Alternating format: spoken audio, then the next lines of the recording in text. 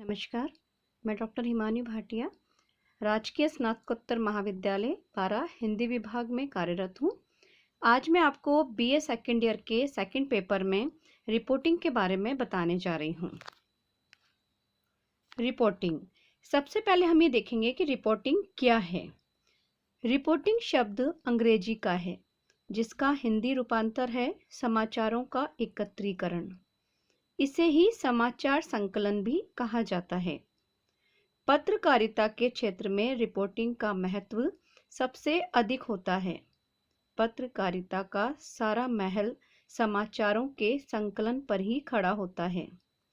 ऐसी स्थिति में ये जानना आवश्यक है कि रिपोर्टिंग कैसे की जाती है और रिपोर्टिंग करते समय किन किन बातों का ध्यान रखना आवश्यक है।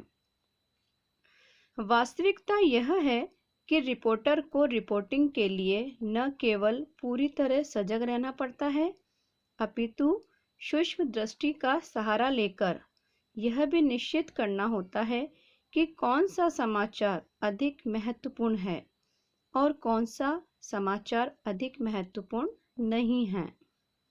यह माना जाता है कि रिपोर्टिंग के दौरान जो भी समाचार प्राप्त होते हैं या प्राप्त किए जाते हैं, उन सभी को एकत्र करना होता है। एकत्रीकरण के पश्चात ही उनकी महत्ता, उपयोगिता और समाज सापेक्ष स्थिति को समझा जा सकता है।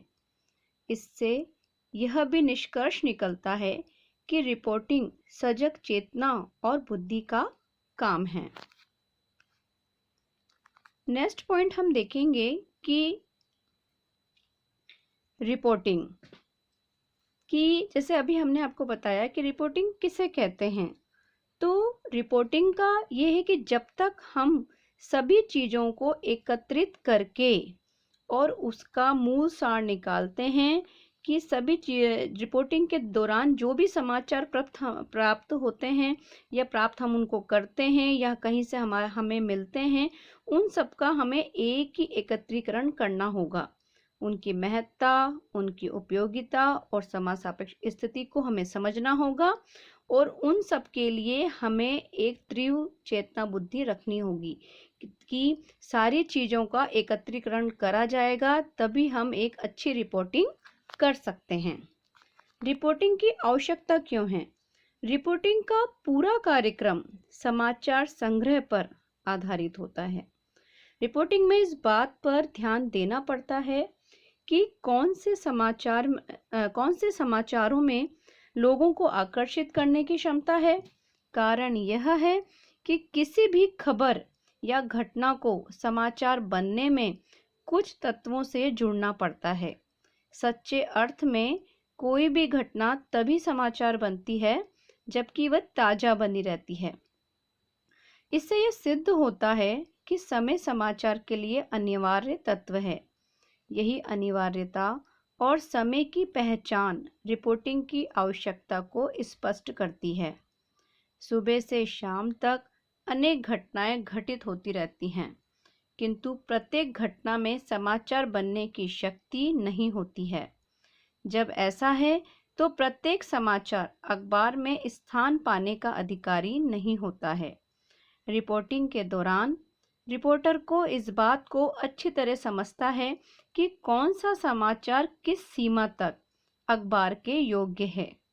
इसके साथ ही यह भी आवश्यक है कि रिपोर्टिंग की आवश्यकता ही इसलिए पड़ती है कि हम यह निश्चित कर सकें कि कौन सा समाचार उपयुक्त है, आकर्षित करने की क्षमता रखता है और कौन सा समाचार रद्दी की टोकरी में डालने के योग्य है। अब नेक्स्ट पॉइंट हम देखेंगे इसका कि समाचार संकलन की प्रक्रिया क्या है। तो हम देखते हैं कि समाचार संकलन रिपोर्टिंग का महत्वपूर्ण पहलू होता है। समाचार संकलन की एक निश्चित प्रक्रिया होती है। प्रत्येक रिपोर्टर अपने अपने क्षेत्र में जाकर समाचारों का संकलन करता है। पहले वह समाचारों से अथवा घटित घटनाओं या प्रसंगों से परिचित होता है, फिर उन्हें लिपिबद्ध करता है और तब कहीं उन पर गहरे सोच विचार के साथ निर्णय लेता है। रिपोर्टर का निर्णय केवल इस बात तक सीमित होता है कि वह समाचारों का सही ढंग से संकलन करे और अपनी सजग बुद्धि से उन्हें प्रस्तुत करने का मानस बनाए। शिक्षा, उद्योग, क्रीड़ा, धर्म, संस्कृति, वाणिज्य और समाज, राजनीति, साहित्य व अपराध, समाचारों के रूप में भी समाचारों के प्रकारों को अलग अलग किया जा सकता है। तात्पर्य यह है कि समाचार कैसे भी हों, किसी भी क्षेत्र के हों, संवाददाता को उनका संकलन करना पड़ता है। समाचार संकलन का कार्य बड़ी जोखिम का होता है।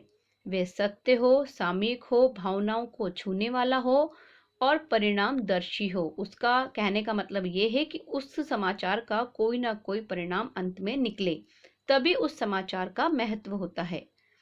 समाचारों का संकलन, ग्रहण, संपादन, लेखन और प्रस्तुतिकरण एक निश्चित विधि से होता है। प्रत्येक व्यक्ति समाचार संकलन नहीं कर सकता। ब्रिटिश पत्रकार लॉर्ड नॉर्थ विलिप्स के शब्दों में समाचार संग्राहक समाचार पत्र को लिखता है, जबकि उपसंपादक उसे गढ़ता है और निखारता है। समाचार संग्रहणकर्ता समाचारों की खोज में सड़कों, गलियों और मोहल्लों में घूमता है, समाचार को खोजता है, निकालता है और बनाता है। उसके समाचार कभी एटम बम की भांति विस्फोटक होते हैं तो कभी एकदम करुणाजनक होते हैं।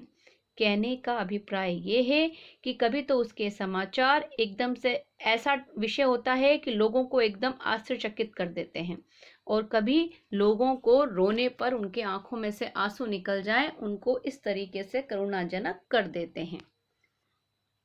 नेक्स्ट पॉइंट हम देखते हैं, समाचार पत्र का प्राण तत्व।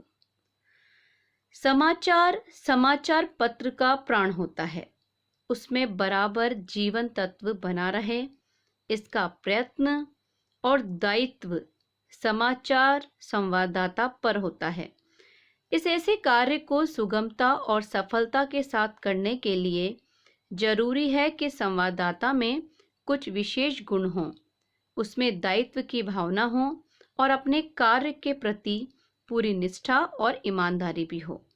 इन गुणों के लिए आवश्यक है कि उसमें अपने कार्य और संबंधित क्षेत्र के प्रति रुचि हो। रुचि के अभाव में न तो पूरी निष्ठा का निर्वाह किया जा सकता है और न ईमानदारी का। ये दोनों ही ऐसे तत्व हैं जो समाचार और समाचार पत्र को प्रभावी और जीवंत बनाते हैं। समाचार के प्रकार। हमारे समाचार के प्रकार कौन कौन से हैं? दो। पहला है संभावित या प्रत्याशी, दूसरा है असंभावित या अप्रत्याशित। पहला देखेंगे हम संभावित या प्रत्याशी, यानी कि जिस समाचार, जिस घटना के बारे में आप बिल्कुल संभावित हो, प्रत्याशी हो, आपने देखा हो, उसको हम संभावित घटना बोलते हैं। प्रत्याशी समाचार के रूप में हम उसको पाठक के सामने प्रस्तुत कर सकते हैं। और असंभावित या अप्रत्याशित, जिसको हम कल्पनाओं के आधार पर बुन रहे हैं, जिसका ताना बाना हम सिर्फ किसी के सुनने पर बताया जा रहा है, किसी के सुनने पर लिखा जा रहा है, जो कल्पनाओं के आधार पर जिसका ताना बाना बुना जा रहा है, उसको हम असंभावित, अप्रत्याशित, जिसको हमने नहीं देखा है, हम सिर्फ एक अंदाजा लेकर चल रहे हैं, वो होता है। जैसे समाचार के प्रकार निर्धारण में विषय का महत्व उतना नहीं है जितना कि उसकी प्रकृति का है। कुछ समाचार तो ऐसे होते हैं जो एक बंधे बंधाए निश्चित तरीके से प्राप्त होते हैं, और कुछ अचानक एवं असंभावित रूप से प्राप्त होते हैं। इस दृष्टि से समाचार दो प्रकार के होते हैं, संभावित या प्रत्याशित समाचार और दूसरे असंभावित या अप्रत्याशित समाचार। समाचारों का संकलन भी अनेक विधियों से किया जाता है। सभा, सोसाइटियों, नगरपालिकाओं, नगर निगमों, विधानसभाओं, संसद भवनों या किसी उत्सव आयोजन विशेष के समाचार स्वतः ही प्राप्त होते रहते हैं। ये प्रत्याशित समाचार कहलाते हैं। जिन समाचारों को अप्रत्याशित या असंभावित समाचार की संज्ञा प्राप्त है, वे अपनी प्रकृति से चंचल और आकस्मिक होते हैं। ऐसे समाचारों में दुर्घटना, हत्या, आग, डकैती, मृत्यु और बलात्कार आदि को लिया जा सकता है, क्योंकि ये ऐसे विषय हैं जो पूरी तरीके से हम उन पे यानी कि प्रत्याशी नहीं हो सकते, संभावित नहीं हो सकते। उसका एक हम सिर्फ कल्पना कर सकते हैं कि हाँ, मृत्यु ऐसे हुई होगी, आग ऐसे लगी होगी, दुर्घटना ऐसे हुई होगी, जब तक हमने उसको देखा नहीं है। और प्रत्याशित समाचारों की अपेक्षा अप्रत्याशित समाचारों की प्रसार गति अधिक होती है। अखबारों में ये दोनों ही प्रकार के समाचार छपते हैं। इसका निष्कर्ष अगर हम देखते हैं संपूर्ण विवेचन के आधार पर, तो हम ये कह सकते हैं कि रिपोर्टिंग का कार्य न केवल महत्वपूर्ण है अपितु श्रम साध्य भी है।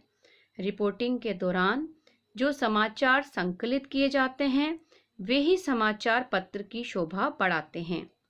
यह अलग बात है कि अखबार में छपने से पूर्व उन पर गहरा चिंतन किया जाता है और तत्पश्चात ही वे सही ढंग से संपादित होकर समाचार पत्र में स्थान पाने के योग्य होते हैं। वर्तमान समय में रिपोर्टिंग का कार्य श्रम साध्य होने के साथ साथ रोचक भी हो गया है। कारण यह है कि परिस्थितियों में परिवर्तन आने के कारण आज नई नई बातें, नई नई टेक्निक सामने आ गई हैं। अतः विवेचन से स्पष्ट हो जाता है कि संवाददाता सभी तरह के समाचारों का संकलन करता है। रिपोर्टिंग का कार्य काफी श्रमसाध्य हो गया है।